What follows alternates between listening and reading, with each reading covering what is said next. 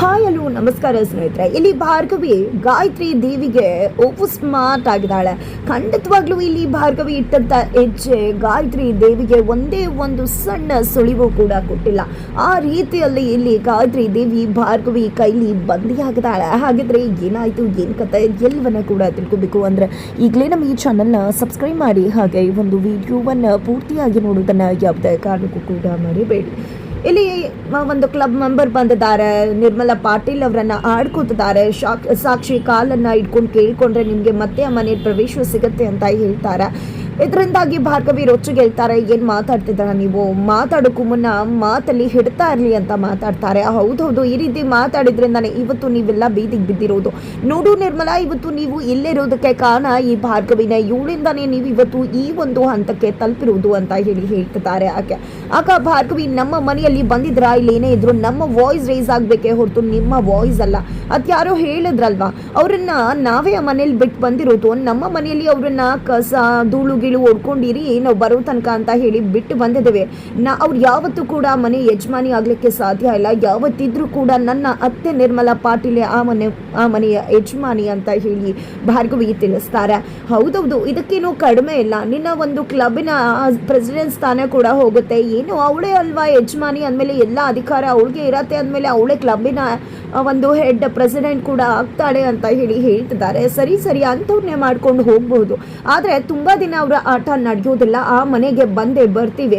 ಆ ಮನೆಗೆ ಬರಲ್ಲ ಅಂತ ಯಾರು ಹೇಳಿದ್ದು? ಅಂತ ದಡ್ರ ಮಾತನ್ನು ಕಟ್ಕೊಂಡು ನೀವು ಬಂದು ಇಲ್ಲಿ ಮಾತಾಡ್ತಿದ್ರಲ್ವಾ, ನಿಮ್ಮಂತ ದಡ್ರಿಗೆ ಇನ್ನೇನು ಹೇಳಬೇಕು. ಆ ಇಬ್ರು ದಡ್ರು ಏನೋ ಹೇಳ್ತಾರ, ಅದನ್ನೆಲ್ಲ ಕೇಳ್ಕೊಂಡು ಬರ್ತಿರಲ್ಲ ನೀವು. ಇನ್ನು ಸ್ವಲ್ಪ ಸಮಯ ಅಷ್ಟೇ ಮತ್ತೆ ಆ ಮನೇಲಿ ಕಾಲಿಡ್ತೀವಿ ಅಂತ ಹೇಳಿ ಭಾರ್ಗವಿ ಅವರಿಗೆ ಅರಶಿನ ಕುಂಕುಮ ಕೂಡ ಕೊಟ್ಟು ಅಲ್ಲಿಂದ ಕಳುಹಿಸ್ತಾರೆ. ತದನಂತರ ಅದ ಕಡೆ ಪಾಪ JP ಪಾಟೀಲ್ ಅವರು ಕೆಲಸ ಹುಡ್ಕೋಣ, ನನ್ನ ಮಕ್ಕಳು ಪಾಪ ಕಷ್ಟಪಡ್ತಿದ್ದಾರೆ, ನಾನು ಕೂಡ ಫೈನಾನ್ಷಿಯಲಿ ಹೆಲ್ಪ್ ಮಾಡೋಣ ಅಂತ ಅಂದ್ಕೊಂಡಿದ್ದೆ. ಹೊರಗಡೆ ಹೋಗ್ತಾರೆ. ಬಸ್ ಸ್ಟ್ಯಾಂಡಲ್ಲಿ ನಿಂತಿರ್ತಕ್ಕಂಥ JPಯನ್ನು ರೇಗಿಸೋದಕ್ಕೆ ಕೆಣಕುವುದಕ್ಕೆ ಅಂತ ಹೇಳಿ ಜಗನ್ ಮತ್ತು ಶಕ್ತಿ ಇಬ್ಬರು ಕೂಡ ಬರ್ತಾರೆ. ಇಬ್ಬರು ಕೂಡ ಫೈಟ್ ಮಾಡ್ತಿದ್ದಾರೆ. JP ನನ್ನ ಒಂದು JP ನನ್ನ ಒಂದು ಟಾರ್ಗೆಟ್ ಅಂತ ಹೇಳಿ. ಈ ಕಡೆ JP ಸುಮ್ಮನೆ ಇರ್ತೀರಾ, ನಿಮ್ಮಿಬ್ಬರನ್ನ ನಂಬಿ ಇವತ್ತು ನಾನು ಈ ಸ್ಥಿತಿಗೆ ಬಂದಿರೋದು. ನಾನು ಅನ್ಕೊಂಡ್ಬಿಟ್ಟೆ ನನ್ನ ಸ್ನೇಹಿತ ಶಕ್ತಿ ದುರ್ಯೋಧನ ಆಗಿದ್ರು ಪರವಾಗಿಲ್ಲ, ಅವನ ಜೊತೆ ಕಣ್ಣನ್ ಥರ ಇರ್ತೀನಿ ಅಂತ ನನ್ನಮ್ಮ ತುಂಬಾ ಬಾರಿ ಹೇಳಿದ್ಲು ನೀನು ಸರಿ ಇಲ್ಲ ಅಂತ. ಬಟ್ ಆದರೂ ನಮ್ಮಮ್ಮನ ಮಾತನ್ನ ಕೇಳದೆ ನಿನ್ನ ಜೊತೆ ಕಣ್ಣನ್ ಥರ ಇದ್ದು ನಂಬಿ ನಾನು ಮೋಸ ಹೋದ.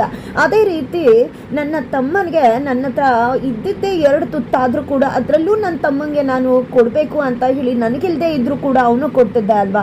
ಅದಕ್ಕೆ ಇವತ್ತು ನಾನು ಅನುಭವಿಸ್ತಾ ಇರೋದು. ನಾನು ದಾಯಾದಿತನೇ ಇರೋದಿಲ್ಲ ನಮ್ಮಲ್ಲಿ. ನಾನು ಕಾಡ್ಗೆ ಹೋದ್ರೆ ಲಕ್ಷ್ಮಣ ಥರ ನನ್ನ ಹಿಂದೆ ಬರ್ತಾನೆ ನನ್ನ ತಮ್ಮ ಅಂತ ಅಂದ್ಕೊಂಡೆ. ಆದರೆ ನನ್ನ ತಮ್ಮ ಇಂಥ ಒಬ್ಬ ಕಟುಕ ಅನ್ನೋದು, ನನಗೆ ಮೋಸ ಮಾಡ್ತಾನೆ, ಬೆನ್ನಿಗೆ ಚೂರಿ ಹಾಕ್ತಾನೆ ಅನ್ನೋದು ನನಗೆ ಗೊತ್ತಿರಲಿಲ್ಲ ಅಂತ JP ಹೇಳ್ತಾರೆ. ಜೊತೆಗೆ ನೀವು ಎಲ್ರಿಗೂ ಬುದ್ಧಿ ಕಲಿಸ್ತಾಳೆ ನನ್ನ ಸೊಸೆ. ಖಂಡಿತ ಈ ಕಾಲ ಇದೇ ರೀತಿ ಇರೋದಿಲ್ಲ, ಕಾಲಚಕ್ರ ಅನ್ನೋದು ತಿರುಗ್ತಾನೆ ಇರುತ್ತೆ. ನನ್ನ ಸೊಸೆ ಭಾರ್ಗವಿ ನಿಮಗೆ ಸರಿಯಾಗಿ ಟಕ್ಕರ್ ಕೊಡ್ತಾಳೆ ಅಂತ ಹೇಳಿ JP ಪಾಟೀಲ್ ಹೇಳ್ತಾರೆ. ಆಗ ಇಲ್ಲಿ ಶಕ್ತಿ, ಇನ್ನೂ ಆ ಭಾರ್ಗವಿಯನ್ನ ನಂಬ್ಕೊಂಡಿದ್ಯಾ JP? ಇವತ್ತು ನೀನು ಈ ಸ್ಥಿತಿಗೆ ಬಂದಿರೋದಕ್ಕೆ ನನ್ನ ಸೊಸೆ ಭಾರ್ಗವಿನೇ ಕಾರಣ ಅಲ್ವಾ? ಒಂದು ವಿಷಯ ಗೊತ್ತಿದ್ಯಾ, ನಿನ್ನನ್ನ ಈ ರೀತಿಯಾಗಿ ಲಾಕ್ ಮಾಡಿ ಸುಳ್ಳನ್ ಕೇಸ್ ಹಾಕಿ ಫಿಟ್ ಮಾಡಿಸಿದ್ದೆ ನಾನು ಅಂತ ಶಕ್ತಿ ಹೇಳ್ತಾರೆ. ಹಾಗಾಗಿ ಟಾರ್ಗೆಟ್ ನೀನು ಯಾವತ್ತಿದ್ರೂ ಕೂಡ ನನಗೆ ಆಗಿರ್ತೀಯ. ನಿನ್ನನ್ನು ನಾನೇ ಹೊಡಿಬೇಕು ಅಂತ ಹೇಳ್ತಿದ್ದಾರೆ ಇಲ್ಲಿ ಶಕ್ತಿ ಅಂತ ಹೇಳ್ಬೋದು. ಆ ಕಡೆ ಜಗನ್ ಇಲ್ಲ JP ನನ್ನ ಟಾರ್ಗೆಟ್, ನಾನು ಅವನನ್ನು ಹೊಡಿಬೇಕು ಅಂತ ಹೇಳಿ ಜಗನ್ ಹೇಳ್ತಿದ್ದಾರೆ. ಹೌದಲ್ವ, ನಿನ್ನನ್ನು ನಾನೇ ತಾನೇ ಹೊಡಿಬೇಕು ಅಂತ ಹೇಳಿ ಜಗನ್ ಹೇಳಿದಾಗ ಈ ಕಡೆ JPಗೆ ನಿಜಕ್ಕೂ ಕೋಪ ಸಹಿಸ್ಕೊಳ್ಳೋಕೆ ಆಗ್ತಿಲ್ಲ. ಇಲ್ಲಿ ಶಕ್ತಿ ನೋಡೇ ಬಿಡೋಣ JPನ ಹೊಡೆಯೋದು ಯಾರು ಅಂತ, ಅವನನ್ನು ಹೊಡೆಯೋದೇ ನಾನು ಅಂತ ಶಕ್ತಿ ಮತ್ತು ಜಗನ್ ಇಬ್ಬರು ಕೂಡ ಚಾಲೆಂಜ್ ಮಾಡಿಕೊಂಡು ಅಲ್ಲಿಂದ ಹೊರಡ್ತಾರೆ. ತದನಂತರ ಇಲ್ಲಿ ಭಾರ್ಗವಿ ಕೋರ್ಟ್ಗೆ ಹೋಗಿದ್ದಾರೆ. ಕೋರ್ಟ್ಗೆ ಹೋಗಿದ್ದಾಗ ಕೆಳಗಡೆ ಒಂದು ಕವರ್ ಬಿದ್ದು ಹೋಗುತ್ತೆ. ಕವರನ್ನು ಎತ್ಕೊಡೋದು ಆರ್ಕೆ ಆಗಿರ್ತಾರೆ. ಆರ್ಕೆ ಜೊತೆ ಗಾಯತ್ರಿ ದೇವಿ ಕೂಡ ಇರ್ತಾರೆ. ಗಾಯತ್ರಿ ದೇವಿ ಆರ್ಕೆ ಇಬ್ಬರು ಕೂಡ ಭಾರ್ಗವಿಯನ್ನು ನೋಡಿದೆ. ಜಸ್ಟ್ ಇನ್ನೊಂದು ವಾರ ಅಷ್ಟೇ ಇರೋದು. JPಯನ್ನು ಮತ್ತೆ ಹಿಯರಿಂಗ್ ಡೇಟಿಗೆ ಕರೆಸ್ತೀವಿ. ಅವತ್ತು ನಿನ್ನ ಮಾವ ಲಾಕ್ ಆಗೋದು ಗ್ಯಾರಂಟಿ, ಯಾವುದೇ ಕಾರಣಕ್ಕೂ ಕೂಡ ಆತ ಜೈಲಿಂದ ಹೊರಗಡೆ ಬರೋದಕ್ಕೆ ಸಾಧ್ಯ ಇಲ್ಲ. ಆ ರೀತಿ ಲಾಕ್ ಮಾಡ್ತೀವಿ. ಈ 1 ವಾರ ಹೊರಗಡೆ ಇಟ್ಟಿದ್ದು ನಾನೇನೆ, ಟೈಮ್ ಕೊಡಿಸಿದ್ದು ನಾನೇನೆ. ಯಾಕಂದರೆ ಕುರಿಯನ್ನು ಕೊಬ್ಬಿಸ್ಬೇಕಲ್ವ ಬಲಿ ಕೊಡೋದಕ್ಕೂ ಮುನ್ನ. ಅದೇ ರೀತಿಯಾಗಿ ನಾನು ಅವನನ್ನು ಹೊರಗಡೆ ಬಿಟ್ಟಿದ್ದು ಅಂತ ಹೇಳಿ ಆರ್ಕೆ ಹೇಳ್ತಾರೆ. ಆಗ ಇಲ್ಲಿ ಭಾರ್ಗವಿಯ ಹೌದಾ, ಕಾಳಿಗೆ ಅಲ್ವಾ ಬಲಿ ಕೊಡೋದು, ಈ ಕಾಳಿಗೆ ಯಾರು ಗೊತ್ತಾ ಬಲಿ ಕೊಡೋ ಕುರಿ, ಈ ಗಾಯತ್ರಿ ದೇವಿ, ಈ ಗಾಯತ್ರಿ ದೇವಿನೇ ನಾನು ಬಲಿ ತಗೊಳ್ಳೋದು ಅಂತ ಹೇಳಿ ಭಾರ್ಗವಿ ಹೇಳಿದಾಗ ಇಲ್ಲಿ ಗಾಯತ್ರಿ ದೇವಿ ರೊಚ್ಚಿಗೆ ಹೇಳ್ತಾರೆ, ಏನು ಮಾತಾಡ್ತಿದ್ಯಾ, ಇಷ್ಟೊಂದು ಮೆರಿತಾ ಇದೆಯಲ್ಲ, ನಿಜ ಒಂದು ವಿಷಯ ಗೊತ್ತಿದ್ಯಾ, ನಿನ್ನ ಕಣ್ಣುಗಳಲ್ಲಿ ಇನ್ನೂ ಭಯ ಕಾಣಿಸ್ತಿಲ್ಲ, ಈ ಭಯನ ಬರ್ಸೋದು ಹೇಗೆ ಅಂತ ನನಗೆ ಗೊತ್ತದ. ಆ ಒಬ್ಬ GP ಪಾಟೀಲ್ ಒಳಗಡೆ ಹೋದರೆ ಹೊರಗಡೆ ಇರೋ ಇವರೆಲ್ಲರ ಕತೆ ಕೂಡ ಮುಗಿಯತ್ತೆ, ನಿನ್ನ ಮನೆಯವ್ರು ಎಲ್ಲರನ್ನ ಕೂಡ ಮುಗಿಸ್ತೀನಿ, ಅದು ನನಗೆ ದೊಡ್ಡ ವಿಷಯನೇ ಅಲ್ಲ. ಜೊತೆಗೆ JPಯನ್ನು ಜೈಲಿಂದ ನೀನು ಬಿಡಿಸ್ಕೊಂಡು ಹೋಗಿ ಕಾಪಾಡಿರ್ಬೋದು, ಜೈಲಿಗಿಂತ ಹೊಡೆಯೋದು ಈಸಿನೇ, ಸುಲಭ, ನಾನೇ ಹೊಡಿಬೇಕು ಅಂತ ಏನಿಲ್ಲ, ಹೊಡೆಯೋರು ಇದ್ದಾರೆ, ಹೊಡಿತಿದ್ದಾಗೆ ನಿನ್ನ ಮಾವನ ಕತೆ ಮುಗಿಯತ್ತೆ, ಅವತ್ತು ನೋಡು ನಿನ್ನ ಕಣ್ಗಳಲ್ಲಿ ಭಯ ಕಾಣಿಸುತ್ತೆ ಅಂತ ಹೇಳಿ ಗಾಯತ್ರಿ ದೇವಿ ಹೇಳ್ತಿದ್ದಾಗೆ ಭಾರ್ಗವಿ ಸಿಡಿದಿಡ್ತಾಳೆ. ಒಂದು ವಿಷಯ ತಿಳ್ಕೊ ಗಾಯತ್ರಿ ದೇವಿ, ನೀನು ನನ್ನನ್ನು ಇಷ್ಟು ಹಗುರವಾಗಿ ತಗೋಬೇಡ, ಜೊತೆಗೆ ನನಗೆ ಯಾಕೆ ಕಣ್ಗಳಲ್ಲಿ ಭಯ ಕಾಣಿಸ್ಬೇಕು, ಭಯ ಕಾಣಿಸೋದೇ ಇಲ್ಲ, ಯಾಕೆ ಹೇಳಿ, ನೀವು ಈ ರೀತಿ ಮಾತಾಡ್ತಿರೋದ್ರಲ್ಲೇ ಗೊತ್ತಾಗ್ತಿದೆ ನಿಮಗೆ ಭಯ ಆಗ್ತಿದೆ ಅಂತ, ಅದೇ ಕಾರಣಕ್ಕಲ್ವ ನೀವು ಯಾವಾಗಲೂ ಮಾವನ್ ಸಾಯಿಸ್ತೀನಿ ಅನ್ನೋದು. ಯಾಕೆ ಆರ್ಕೆ ಸರ್, ನೀವು ಎಷ್ಟೆಲ್ಲ ಹೆಸರು ಮಾಡಿದ್ರಾ, ಯಾಕೆ ನೀವು ಈ ಕೇಸ್ ಗೆಲ್ಲಲ್ಲ ಅಂತ ಭಯ ಆಗ್ತಿದ್ಯಾ, ಅದಕ್ಕೇನೆ ಇವ್ರ ಜೊತೆ ಸೇರ್ಕೊಂಡು ಈ ರೀತಿ ಮಾತಾಡ್ತಿದ್ರಾ, ಪಾಪ ನಿಮಗೆ ಭಯ ಆಗದೆ ಇದ್ರೆ ಯಾಕಿಂತ ಮಾತಾಡ್ತೀರಾ, ಅಲ್ಲೇ ಗೊತ್ತಾಗ್ತದೆ ನಿಮ್ಗೆ ಆಲ್ರೆಡಿ ಭಯ ಶುರುವಾಗಿದೆ ಅಂತ.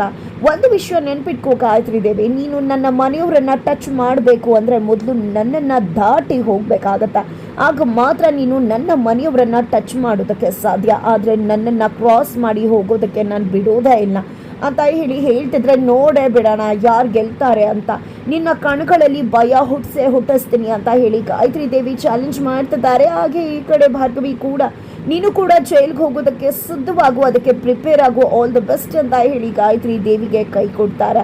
ಕೈ ಕೊಡ್ತಿದ್ದಾಗ ಈ ಕಡೆ ಭಾರ್ಗವಿಯಲ್ಲಿಂದ ಹೋಗಿದ್ದೆ ಕೈಗೆ ಹಾಕಿರ್ತಕ್ಕಂಥ ರೆಪ್ಪರನ್ನು ತೆಗಿತಾರೆ. ಫೈನಲಿ ಇಲ್ಲಿ ಗಾಯತ್ರಿ ದೇವಿಯ ಆ ಒಂದು ಫಿಂಗರ್ ಪ್ರಿಂಟ್ಸನ್ನು ಕಲೆಕ್ಟ್ ಮಾಡ್ಕೊಳ್ಳೋದಕ್ಕೆ ಸೂಪರ್ ಆಗಿ ಪ್ಲಾನ್ ಮಾಡಿದ್ದು ಭಾರ್ಗವಿ. ಕೊನೆಗೂ ಕೂಡ ಗಾಯತ್ರಿ ದೇವಿಯ ಫಿಂಗರ್ ಪ್ರಿಂಟ್ಸ್ ಭಾರ್ಗವಿಗೆ ಸಿಕ್ಕಿದೆ. ಬಟ್ ಇನ್ನೂ ಕೂಡ ಒಂದು ವಿಷಯ ಗಾಯತ್ರಿ ದೇವಿಗೆ ಗೊತ್ತಲ್ಲ. ನಂತರ ಇಲ್ಲಿ ಗಾಯತ್ರಿ ದೇವಿ ಮನೆಗೆ ಬಂದದ್ದೇ ಇಲ್ಲ, ಭಾರ್ಗವಿಗೆ ಏನಾದರೂ ಮಾಡಲೇಬೇಕು. ಆ ಭಾರ್ಗವಿ ಕಣ್ಗಳಲ್ಲಿ ಭಯನೇ ಕಾಣಿಸ್ತಾ ಇಲ್ಲ. ನಿಜಕ್ಕೂ ಅವಳು ಸೈಲೆಂಟ್ ಇರೋದನ್ನ ನೋಡ್ತಾ ಇದ್ರೆ ಅವಳಿಗೆ ಏನೋ ಹೊಂಚ ಹಾಕ್ತಿದ್ದಾಳೆ ಅಂತಾನೆ ಅನ್ನಿಸ್ತಿದೆ. ಅವಳು ಯಾವತ್ತೂ ಸೈಲೆಂಟ್ ಆಗಿರೋಳಲ್ಲ.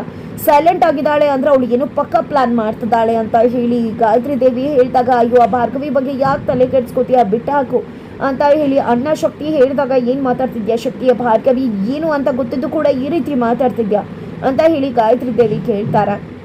ಈ ಕಡೆ ಆರ್ಕೆ ನೀವೇನೂ ಹೆದರ್ಕೊಳ್ಳೋ ಅವಶ್ಯಕತೆ ಇಲ್ಲ ಭಾರ್ಗವಿಗೆ, ಯಾಕಂದರೆ ಆ ಭಾರ್ಗವಿ ಯಾವುದೇ ಕಾರಣಕ್ಕೂ ಕೂಡ ಈ ಕೇಸನ್ನು ಗೆಲ್ಲೋದಕ್ಕೆ ಸಾಧ್ಯನೇ ಇಲ್ಲ. ನೆಕ್ಸ್ಟ್ ಹಿಯರಿಂಗ್ ಒಂದು ಬಾರಿ JP ಬಂದರೆ ಒಂದು ಕೋರ್ಟ್ಗೆ ಖಂಡಿತವಾಗ್ಲೂ ನೆಕ್ಸ್ಟ್ ಅವನು ಆಚೆನೆ ಬರೋದಿಲ್ಲ. JP ಪಾಟೀಲ್ ಒಳಗಡೆನೆ ಇರಬೇಕಾಗತ್ತೆ, ಅವನು ಆಚೆನೆ ಬರೋದಿಲ್ಲ. ನಂತರ ಇಡೀ ಕುಟುಂಬ ಬೀದಿಗೆ ಬೀಳಬೇಕಾಗತ್ತೆ. ಬೀದಿಗೆ ಬೀಳೋ ಹಾಗೆ ಮಾಡಿ ಅವನ ಇಡೀ ಕುಟುಂಬವನ್ನೇ ಸರ್ವನಾಶ ಮಾಡಬೇಕು ಅಂತ ಹೇಳಿ ಆರ್ಕೆ ಹೇಳ್ತಾರೆ. ಈ ಕಡೆ ಶಕ್ತಿ ಕೂಡ, ಹೌದು ಆರ್ಕೆ ನೀವು ಹೇಳ್ತಿರೋದೇ ನಿಜ ಅಂತಿದ್ದಾರೆ. ಬಟ್ ಗಾಯತ್ರಿ ದೇವಿಗೆ ಅನ್ನಿಸ್ತದೆ, ಇಲ್ಲ ಭಾರ್ಗವಿ ಸುಮ್ಮನೆ ಕೂತಿದ್ದಾಳೆ ಅಂದರೆ ಏನೋ ಮಾಡ್ತಿದ್ದಾಳೆ ಅಂತ. ಕೊನೆಗೂ ಇಲ್ಲಿ ಗಾಯತ್ರಿ ದೇವಿ ತನಗೆ ಗೊತ್ತಿಲ್ಲದಾಗೆ ಭಾರ್ಗವಿ ಕೈಗೆ ಜುಟ್ಟನ್ನು ಕೊಟ್ಟಿದ್ದಾಗಿದೆ. ಏನೇನೇ ಇದ್ರು ಕೋರ್ಟ್ಗೆ ಬರ್ತಿದ್ದಾಗನೆ ಅಲ್ಲಿ ಆರ್ಕೆ JPನ ಜೈಲಿಗೆ ಕಳಿಸೋದಲ್ಲ, ಭಾರ್ಗವಿ ಗಾಯತ್ರಿ ದೇವಿನೇ ಜೈಲಿಗೆ ಕಳಿಸೋದಂತೂ ಶತಸಿದ್ಧ ಅಂತಾನೆ ಹೇಳ್ಬೋದು. ಹಾಗಿದ್ರೆ ಹೀಗಾಗುತ್ತೆ ಇದೆಯಲ್ವೋ ಅನ್ನೋದನ್ನ ತಿಳ್ಕೋಬೇಕು ಅಂದರೆ ಮುಂದಿನ ವಿಡಿಯೋಗೆ ವೇಟ್ ಮಾಡೋದನ್ನು ಮರಿ.